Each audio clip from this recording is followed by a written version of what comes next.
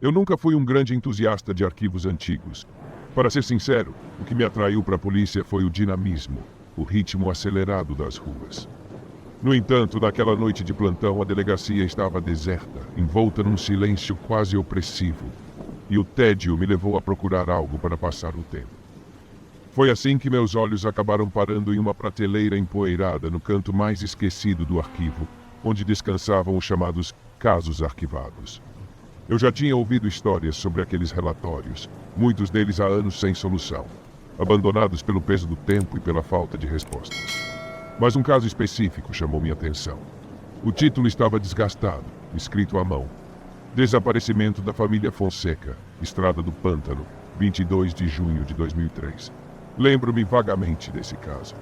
Uma família inteira simplesmente desapareceu, sem deixar rastros, enquanto dirigia por uma estrada secundária que atravessa um pântano fora da cidade. Na época, eu era apenas um recruta, e não participei diretamente das buscas. No entanto, o que me intrigou não foi apenas o desaparecimento, mas um detalhe que apareceu nas páginas finais do relatório. Havia o relato de um jovem policial que esteve no local naquela mesma noite. O testemunho era estranho, para dizer o mínimo. O rapaz alegava ter ouvido vozes e visto vultos enquanto vasculhava o pântano em busca da família desaparecida. Ele descreveu um silêncio antinatural e uma sensação de que alguém, ou algo, o observava de perto. Era como se o local estivesse impregnado de uma presença oculta e inquietante. Na época, os superiores arquivaram seu testemunho como inconclusivo, e o caso foi encerrado. Quanto mais eu lia, mais me sentia fisgado pela história. Algo naquela estrada e no relato do jovem policial parecia me chamar, como se pedisse que eu fosse até lá e verificasse o que realmente aconteceu naquela noite. Por um momento, me perguntei se estava sendo ridículo. Eu, um policial experiente, seguindo um chamado baseado em sensações inexplicáveis e relatos antigos. Mas, quanto mais tentava ignorar o impulso, mais ele crescia. Era como um comichão que não desaparecia. A cada página lida, aquela estrada parecia se tornar mais real na minha mente. E a ideia de investigar o que aconteceu lá parecia quase inevitável. Decidi que eu precisava ver a estrada do pântano com meus próprios olhos. Talvez não encontrasse nada além de árvores e lama, mas eu sabia que se não fizesse isso, passaria o resto da noite atormentado pela curiosidade. Fechei o arquivo, senti o peso da capa desgastada nas mãos e no impulso o coloquei de volta na prateleira. Peguei meu casaco e as chaves da viatura. A delegacia estava ainda mais silenciosa quando passei pela recepção. Olhei uma última vez para o prédio escuro antes de entrar no carro. Senti um arrepio leve, mas ignorei, liguei o motor e respirei fundo. O destino era claro. Eu iria até a estrada do pântano e descobriria o que há anos havia sido arquivado. A estrada estava deserta quando deixei a cidade para trás. O silêncio dentro do carro só era quebrado pelo zumbido suave do motor, enquanto o asfalto desaparecia sob os pneus. À medida que avançava, a iluminação dos postes se tornava cada vez mais escassa, e logo me vi cercado apenas pela escuridão e pela vastidão das árvores ao redor. Era uma sensação sufocante, e o ar parecia mais pesado, quase pegajoso, como se fosse absorvido pela densidade da noite. A estrada do pântano ficava numa área remota, conhecida por sua beleza sombria e seu isolamento, mas poucos passavam por ali. Diziam que era um atalho perigoso, cercado por lendas e histórias mal contadas. Quando finalmente entrei na estrada estreita e sinuosa, as árvores pareciam formar uma espécie de túnel, seus galhos estendidos como braços, abafando qualquer som além do leve eco de meus próprios passos.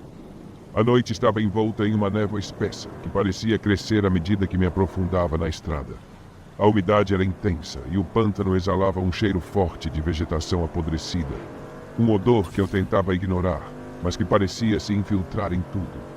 Sentia como se o pântano estivesse vivo, observando cada movimento que eu fazia, escondido sob a neblina e o silêncio opressor.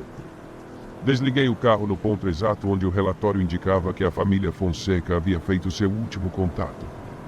Uma sensação incômoda tomou conta de mim ao descer do carro. Não sei se era neblina densa ou silêncio absoluto, mas o ambiente parecia carregar um peso estranho, como se o tempo houvesse parado naquela noite fatídica. Peguei a lanterna e comecei a examinar o entorno, tentando acalmar minha mente lógica, que insistia em questionar o motivo de eu estar ali. Logo notei que a luz da lanterna era mais fraca do que de costume, como se fosse absorvida pela escuridão ao redor. Caminhei alguns metros para fora da estrada, atento a cada detalhe.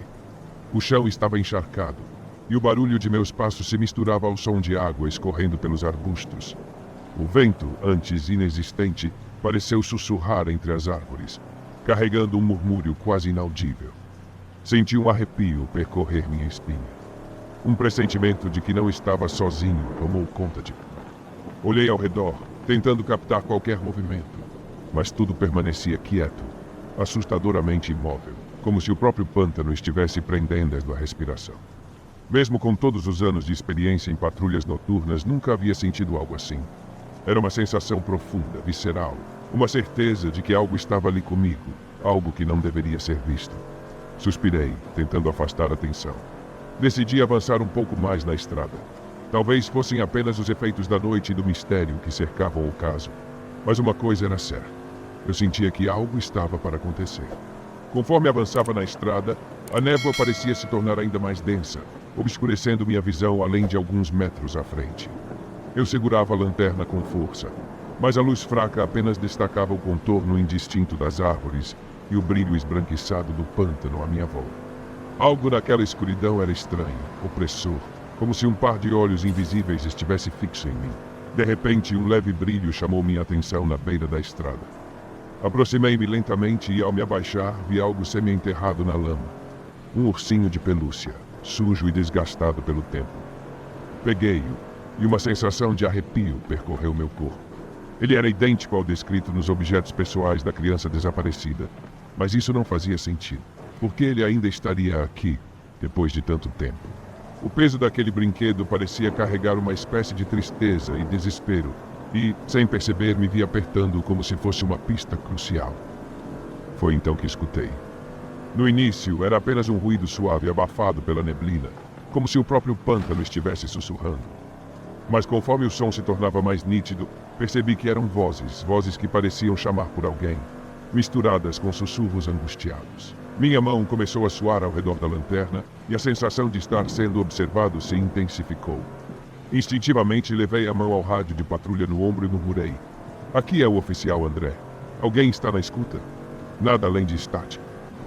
Eu estava prestes a soltar o rádio, quando ouvi uma voz feminina se mesclar ao som da estática. Era um sussurro fraco, quase inaudível, mas que repetia uma palavra com uma insistência desesperada: "Ajuda, ajuda." O gelo que correu pelas minhas veias foi imediato. Não havia ninguém na delegacia além de mim naquela noite. Aquela voz não parecia vir de lá. Segui a direção do som, mantendo a lanterna à frente como se fosse minha última defesa contra a escuridão. Ao me afastar da estrada, uma sombra entre as árvores pareceu se mover, e eu me virei rapidamente, apontando a luz para o local. Mas não havia nada. O silêncio voltou a reinar, opressor e quase palpável. Tentei ignorar o pânico crescente e racionalizar, dizer a mim mesmo que tudo aquilo era apenas minha mente pregando peças. Mas o frio na espinha não diminuía. Com cada passo que dava, a sensação de que estava invadindo algo proibido, algo que não pertencia ao mundo racional, se tornava mais intensa.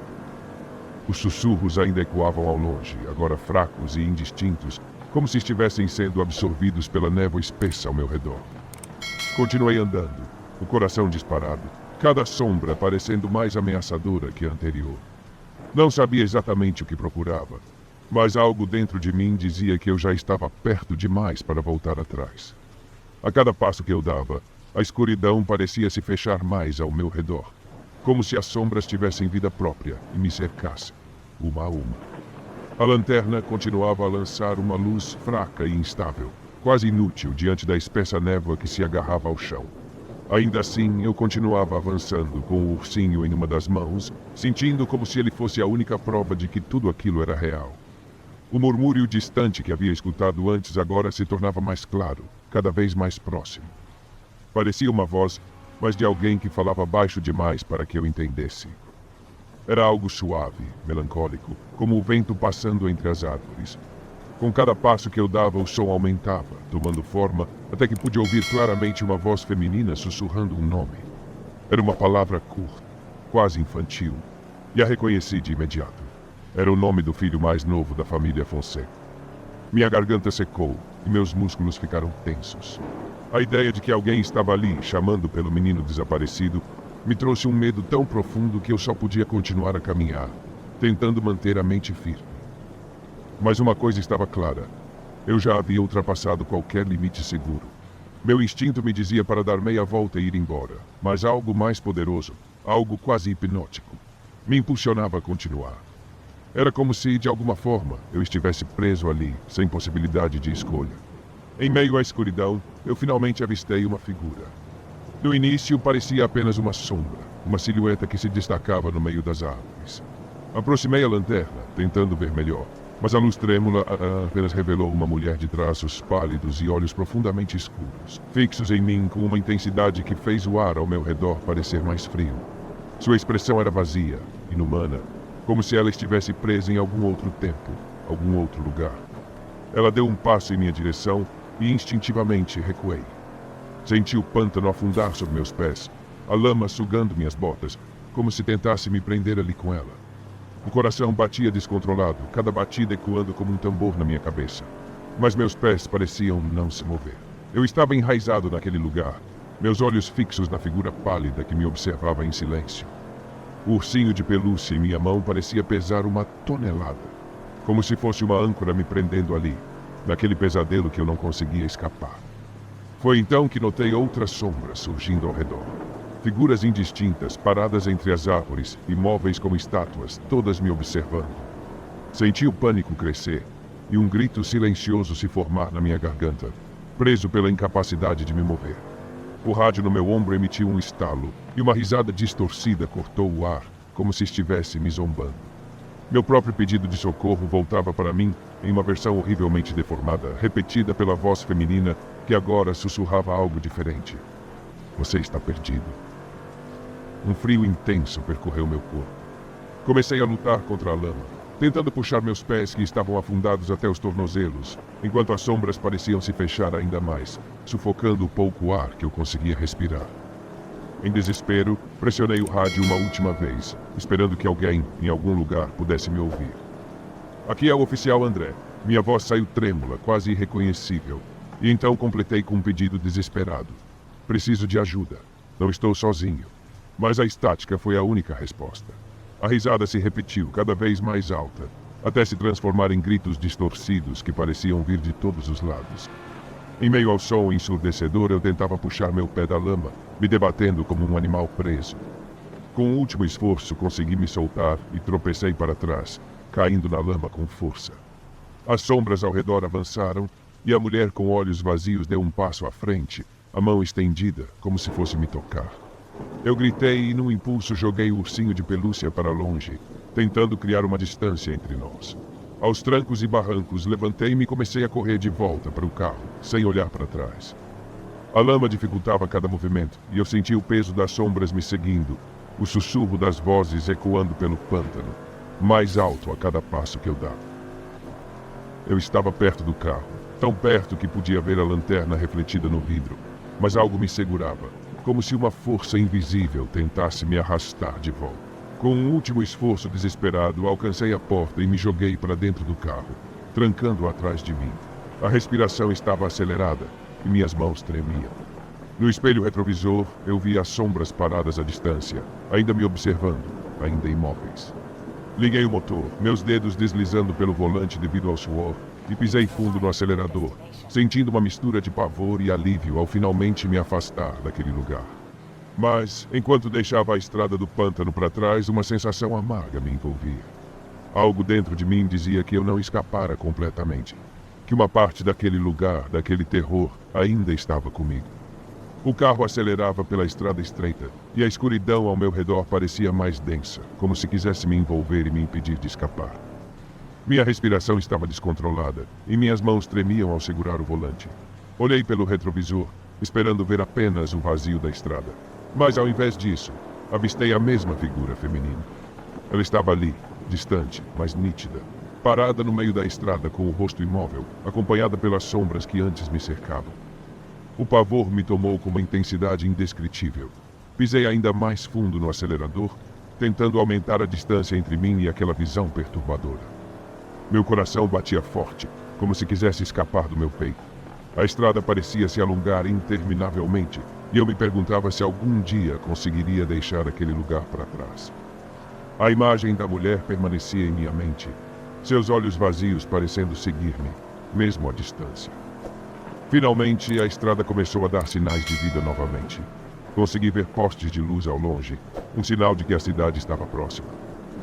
Um sentimento de alívio momentâneo passou por mim, embora algo me dissesse que aquele terror, de algum modo, ainda estava comigo. Quando cruzei o último trecho da estrada do pântano, vi o reflexo das luzes da cidade à frente, como uma promessa de segurança, e diminui a velocidade, respirando profundamente, tentando colocar a mente em ordem. Foi então que, com um olhar rápido para o banco traseiro, vi algo que congelou meu sangue. Ali, sobre o assento, estava o ursinho de pelúcia. O mesmo ursinho que eu havia encontrado no pântano, o mesmo que eu jogara longe para me livrar daquilo. Ele estava ali, limpo, como se tivesse sido cuidadosamente deixado no carro. Parei o carro abruptamente, o motor ainda roncando. Meu corpo inteiro estava em choque, o suor frio escorrendo pela testa. A presença daquele ursinho parecia me trazer de volta para o pântano, para o horror daquela estrada e de tudo que eu testemunhara. Eu tentei afastar a sensação, dizendo a mim mesmo que tudo isso era resultado de uma imaginação afetada pelo medo e pela tensão da noite. Mas algo dentro de mim sabia a verdade. Aquilo não era coincidência. Algo estava além do meu controle. Algo ainda me observava, como se não tivesse terminado. Recuperei o controle do carro e continuei o caminho para a delegacia, sem olhar mais para trás. Cheguei à delegacia ainda em choque, com as mãos trêmulas e a mente girando entre o medo e a confusão. Quando finalmente desci do carro, olhei para o banco traseiro, onde o ursinho de pelúcia estava parado, imóvel e solitário. Uma vontade irracional de jogá-lo para fora, de arrancá-lo do carro e esquecê-lo ali mesmo, tomou conta de mim. Mas em vez disso, deixei-o onde estava e entrei na delegacia, como se apenas me distanciando dele pudesse conter o pavor que o pequeno brinquedo agora representava. A delegacia estava deserta e mergulhada em silêncio, exatamente como eu a deixara. Caminhei até minha mesa, tentando me recompor, e fiquei sentado ali encarando o nada, enquanto minha mente reproduzia cada detalhe daquela noite. Ninguém apareceu. Ninguém perguntou o que havia acontecido, e, de certa forma, senti-me aliviado por isso. Não conseguiria explicar o que vi, nem a mim mesmo. Os dias seguintes passaram como um borrão, mas o incidente deixou marcas profundas. Eu não conseguia dormir sem ouvir os mesmos sussurros da estrada do pântano. Pesadelos me assombravam, e a imagem daquela mulher pálida com olhos vazios e a presença de outras sombras surgia em cada momento de silêncio. Era como se ela ainda estivesse comigo, me observando, esperando o momento certo para aparecer de novo. Olhei para o arquivo do caso da família Fonseca, ainda em cima da minha mesa, o papel já desgastado pelo tempo. Respirei fundo e, sem pensar duas vezes, coloquei-o de volta na prateleira dos arquivados. Sabia que ele jamais seria resolvido, e talvez nunca deveria ser.